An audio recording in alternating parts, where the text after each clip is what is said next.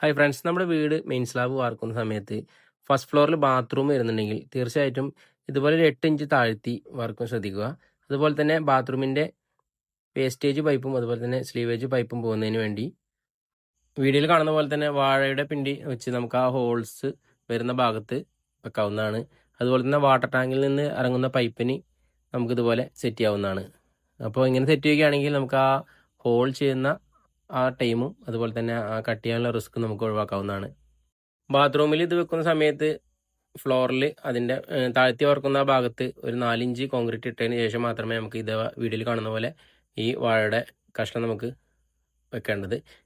ആ ഒരു ലെവലിനാണ് നമ്മുടെ പൈപ്പ് പോകുന്നത്. അപ്പോൾ അത് കറക്റ്റായിട്ട് തന്നെ വെക്കാൻ എല്ലാവരും ശ്രദ്ധിക്കുക. പിന്നെ ഇത് വെക്കുന്ന സമയത്ത് നമ്മുടെ 4 ഇഞ്ച് പൈപ്പിന് കനത്തിന് ഒരു 5 ഇഞ്ച് കനം വരുന്ന വാഴയുടെ പിണ്ടി കഷ്ണവും അതുപോലെ തന്നെ നമ്മുടെ വേസ്റ്റേജ് പൈപ്പിന് ഒരു 3 ഇഞ്ച് കനം വരുന്ന വാഴയുടെ പിണ്ടി കഷ്ണമാണ് വെക്കേണ്ടത്. എങ്കിലാണ് നമുക്ക് കറക്റ്റ് നമ്മൾ ആ ഹോൾസ് കറക്റ്റ് കിട്ടുകയുള്ളൂ.